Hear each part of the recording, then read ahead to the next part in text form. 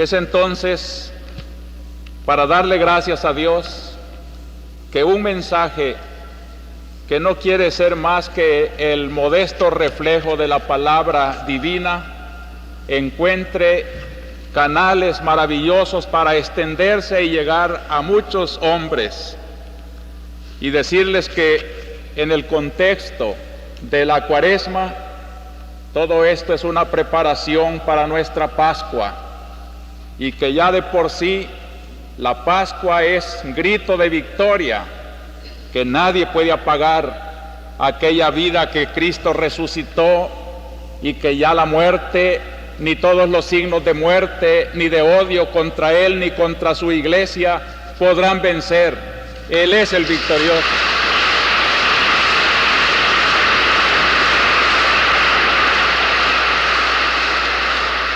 Pero que así como florecerá en una Pascua de resurrección inacabable, es necesario acompañarlo también en una Cuaresma, en una Semana Santa que es cruz, sacrificio, martirio, y como él decía, dichosos los que no se escandalizan de su cruz. La Cuaresma pues es un llamamiento a celebrar nuestra redención en ese difícil complejo de cruz y de victoria. Nuestro pueblo actualmente está muy capacitado. Todo su ambiente nos predica de cruz, pero los que tienen fe y esperanza cristiana saben que detrás de este Calvario de El Salvador está nuestra Pascua, nuestra resurrección, y esa es la esperanza del pueblo cristiano.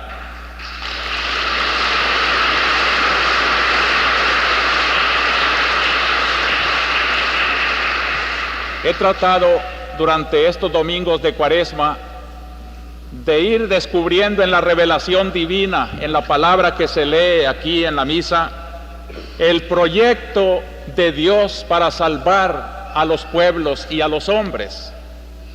Porque hoy, cuando surgen diversos proyectos históricos para nuestro pueblo, podemos asegurar, aquel tendrá la victoria que refleje mejor el proyecto de Dios. Y esta es la misión de la Iglesia. Por eso, a la luz de la palabra divina que revela el proyecto de Dios para la felicidad de los pueblos, tenemos el deber, queridos hermanos, de señalar también las realidades, saber cómo se va reflejando entre nosotros, o se está despreciando entre nosotros el proyecto de Dios. Nadie tome a mal que a la luz de las palabras divinas que se leen en nuestra misa, iluminemos las realidades sociales, políticas, económicas, porque de no hacerlo así, no sería un cristianismo para nosotros. Y es así como Cristo ha querido encarnarse para que esa luz que Él trae del Padre se haga vida de los hombres y de los pueblos.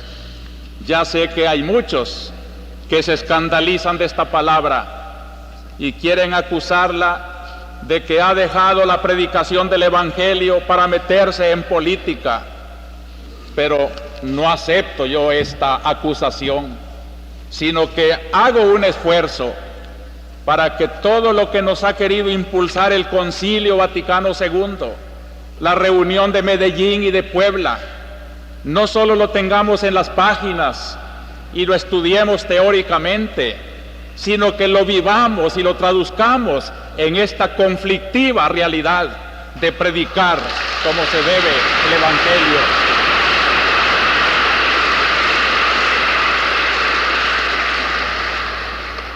El Evangelio para nuestro pueblo.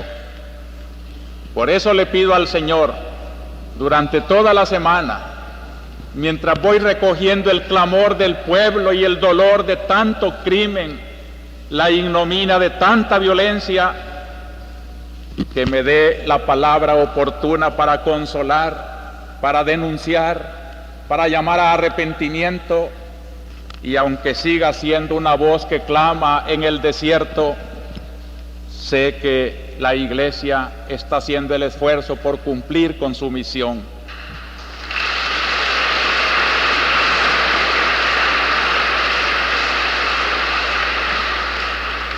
En los domingos de Cuaresma, entonces, hemos visto ese proyecto de Dios que se podría sintetizar así: Cristo es el camino. Por eso nos lo presenta ayunando y venciendo tentaciones en el desierto. Cristo es la meta y la vida, el impulso. Por eso nos lo presentaba transfigurado, como llamándonos a esa meta a la que todos los hombres son llamados. Y los otros domingos, tercero, cuarto y quinto, la colaboración que Dios pide a los hombres para salvarlos, su conversión, su reconciliación con Él, bajo ejemplos preciosísimos como la higuera estéril, como el hijo pródigo, y esta mañana como la adúltera que se arrepiente y es perdonada. Es el llamamiento que Dios nos hace y nos dice que nos encontrará así como el padre del hijo pródigo, así como el salvador de la adúltera. No hay pecado que no quede perdonado, no hay enemistad que no se pueda reconciliar cuando haya una conversión y un retorno sincero al Señor. Esa es la voz de la Cuaresma. Y cómo las lecturas de Cuaresma también nos van diciendo cómo ese Dios aplica su proyecto en la historia para hacer de la historia de los pueblos su historia de salvación.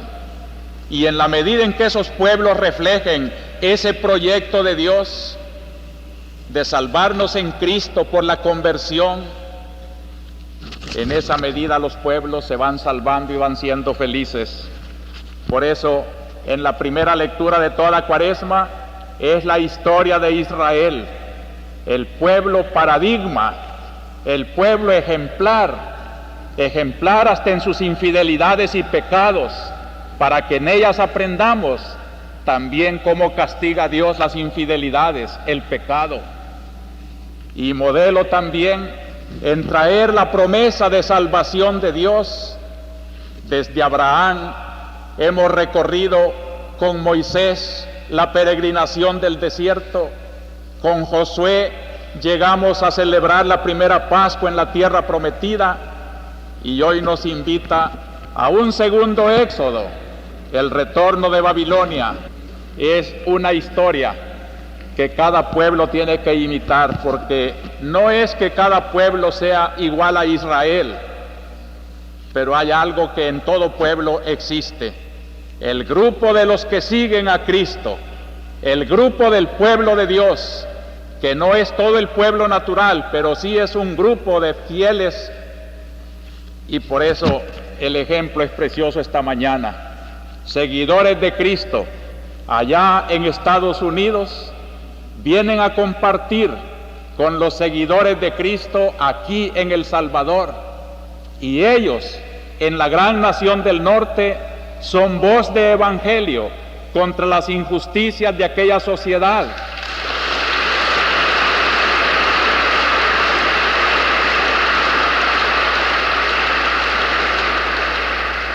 Así como vienen a darnos solidaridad para que nosotros, pueblo de Dios aquí en El Salvador, sepamos también denunciar con valentía las injusticias de nuestra propia sociedad.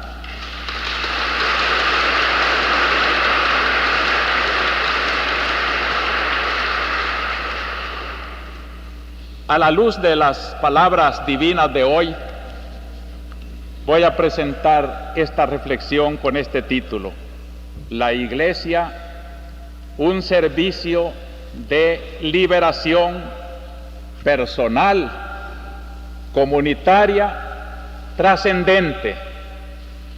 Estos tres calificativos marcan los tres pensamientos de la homilía de hoy. La dignidad de la persona es lo primero que urge liberar. Segundo, pero Dios quiere salvar a todo el pueblo.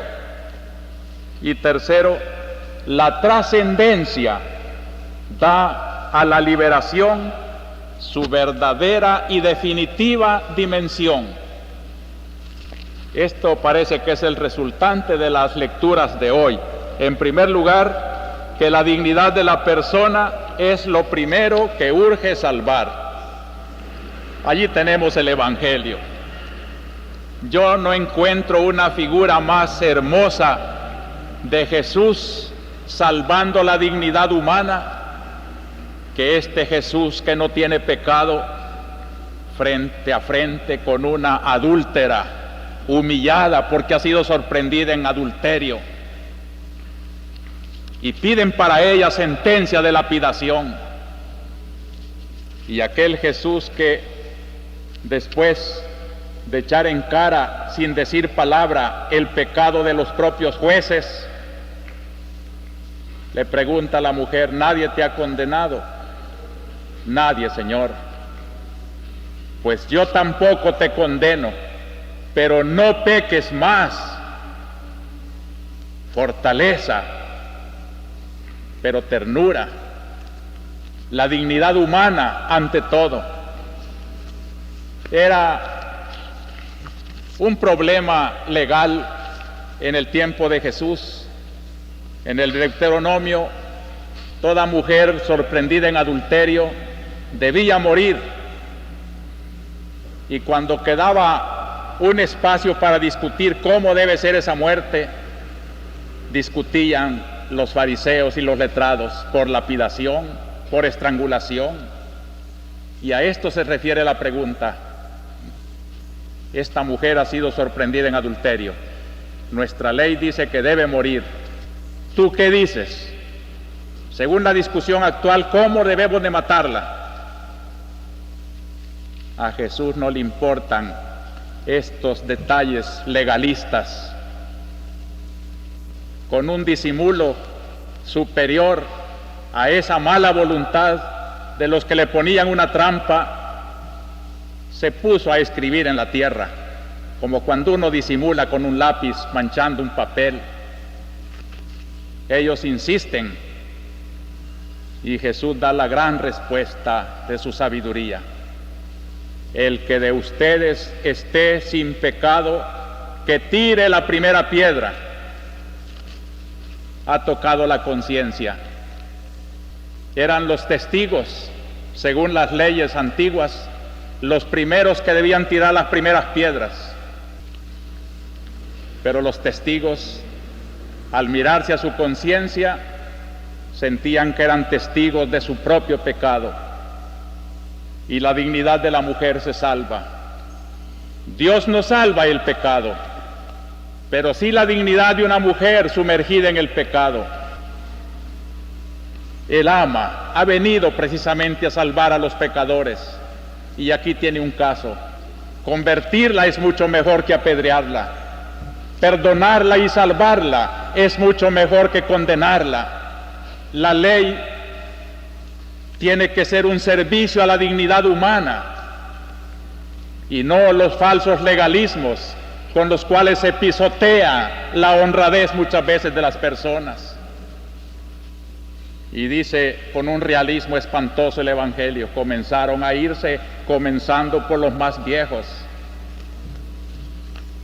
La vida se ocupa para ofender a Dios, y los años que debían de servirnos para ir creciendo en ese compromiso con la humanidad, con la dignidad del hombre, con Dios, se va haciendo cada vez más hipócrita la vida, escondiendo los propios pecados que crecen juntamente con la edad.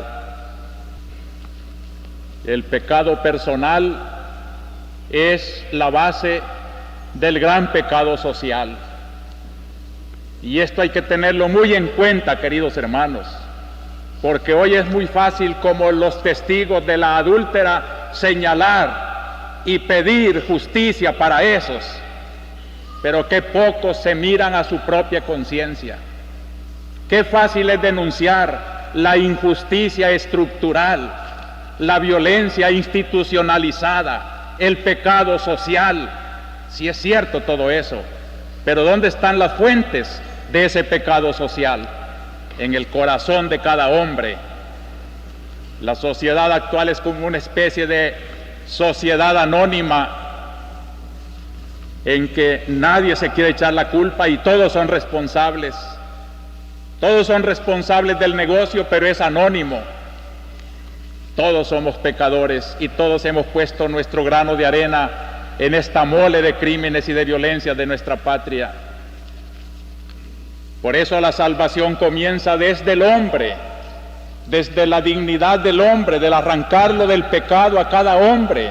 Y en la Cuaresma este es el llamamiento de Dios: convertíos individualmente. No hay aquí entre todos los que estamos dos pecadores iguales. Cada uno ha cometido sus propias sinvergüenzadas y queremos echarle al otro la culpa y ocultar las nuestras. Es necesario desenmascararme. Yo soy también uno de ellos y tengo que pedir perdón a Dios porque he ofendido a Dios y a la sociedad. Este es el llamamiento de Cristo, la persona ante todo. Qué hermoso el gesto de aquella mujer sintiéndose perdonada y comprendida. Nadie, Señor, nadie me ha condenado. Pues yo tampoco. Yo que podía dar la palabra verdaderamente condenatoria, no te condeno. Pero cuidado, no vuelvas a pecar. No vuelvas a pecar.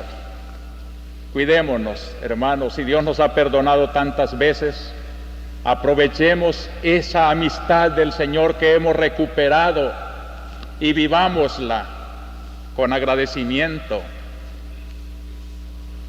Qué hermoso que habría aquí un capítulo de la promoción de la mujer por parte del cristianismo.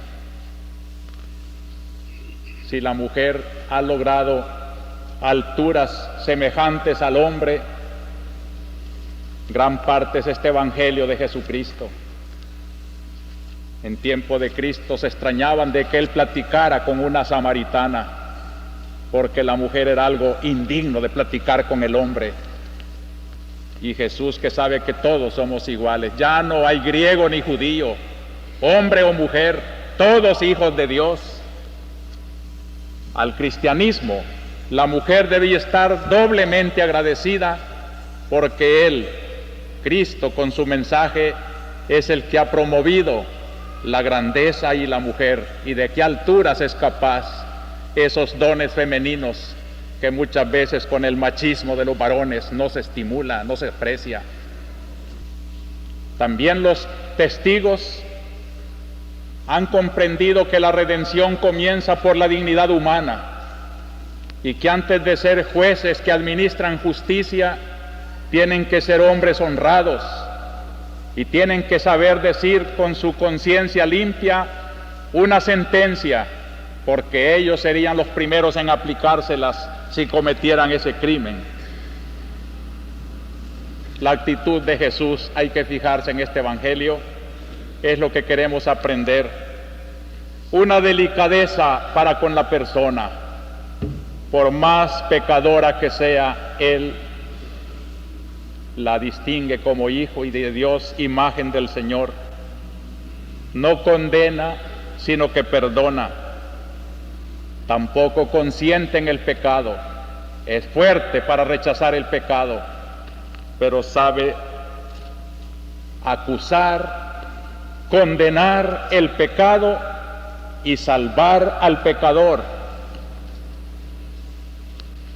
No subordina el hombre a la ley, y esto es bien importante en nuestro tiempo. Él ha dicho: no se ha hecho el hombre para el sábado, sino el sábado para el hombre.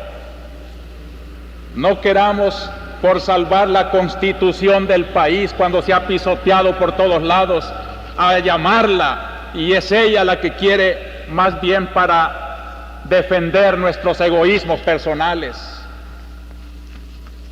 La ley para el hombre, no el hombre para la ley. Y entonces Jesús es fuente de paz cuando ha dado así a la dignidad humana su verdadera primacía el hombre siente que cuenta con Jesús, que no cuenta con el pecado y que tiene que arrepentirse y volverse a Él con sinceridad, es la alegría más profunda del ser humano.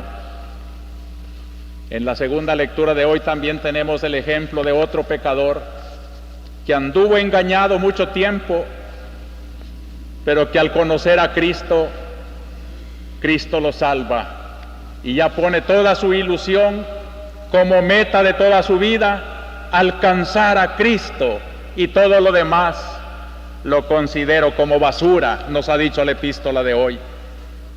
Cuando ya no se idolatran las cosas de la tierra, sino se ha conocido al verdadero Dios, al verdadero Salvador, todas las ideologías de la tierra, todas las estrategias de la tierra, todos los ídolos del poder, del dinero, de las cosas, parecen basura. Y San Pablo, la palabra es más dura, estiércol, dice. Con tal de ganar a Cristo, todo lo demás parece basura. Por no cansarlos, no les leo, hermanos, todo el rico contenido del documento de Puebla en una de sus bases teológicas. Son 3 los lineamientos teológicos de Puebla: la verdad sobre Cristo, la verdad sobre la Iglesia y la verdad sobre el hombre. Y cuando habla del hombre, como obispos del continente, se firmó un compromiso allá en Puebla, cuando